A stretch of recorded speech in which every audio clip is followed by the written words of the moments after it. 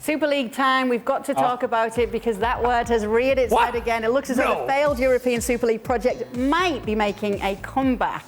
UEFA President Aleksander Ceferin said first they started with this nonsense idea in the middle of the pandemic, and now I keep reading articles that they're planning something else in the middle of a war. They live in a parallel world, and that's of course Barcelona, Juve and Real Madrid. This is the reports that they are pushing. Again, Javier Tebas, La Liga's president, said we know this is what they're working on. If Andrea Agnelli doesn't explain it, he will be lying. 3 teams met in his house. Every time I read about it, I get angry. I think they lie more than Vladimir Putin, if I'm being honest. Agnelli said, the Super League hasn't failed. I will not accept questions about Tebas. His statement speak for themselves. Gab, what's going on here? So I watched this whole thing. This is being live streamed at the Financial Times sort of business of football conference. And it was, above all, I think, great theater. What happened was the 3 remaining Super League teams, Juventus, Real Madrid and Barcelona, they're lobbying the European Union really, really hard.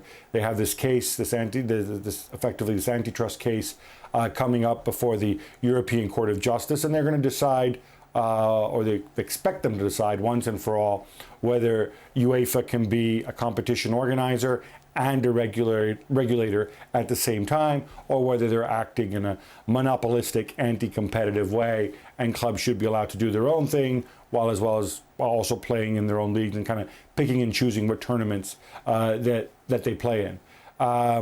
Now that verdict's not going to happen. We don't know when it's going to happen. Maybe in the spring of next year, I think, is the best estimate that people have. It could also happen that they decide to kick it down the road and not issue a verdict next year.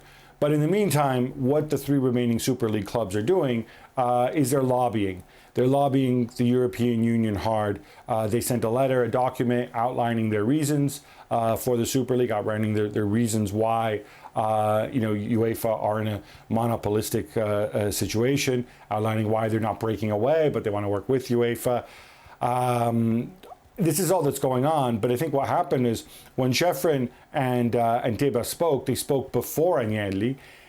Maybe they thought Agnelli was going to come out and go and issue some sort of proclamation that something was happening. As it happened, it didn't. All Agnelli said was, we're just going to sit back and hope that the courts make the right decisions. And as far as lying in 3 teams meeting in Agnelli's house, well, we know who the 3 teams are. They're the 3 teams in Juventus, Barcelona, and Real Madrid, who, whether you're for the Super League or not, I think you have to admit, those guys, since the Super League collapse, have been on the level. They're the 3 clubs that are still 100% in the project, and then the 3 clubs that are still fighting by the courts. For UEFA, it may feel like, in the films, in the movies, when you think that the baddie's gone and then suddenly the baddie reappears again. Well, maybe so, but I have to say, there's such an effort here to try to win on the court of public opinion. And I don't know that you achieve anything if you're Ceferin or you're Tebas and you start talking about and equating and drawing a comparison, in the case of Tebas, to Vladimir Putin in the world that we live in today. That, honestly, you lose me. Whatever point you were trying to make, and then you draw a comparison or a parallel or some sort of connection to what's going on right now in the world, I don't think the European Super League is of that importance.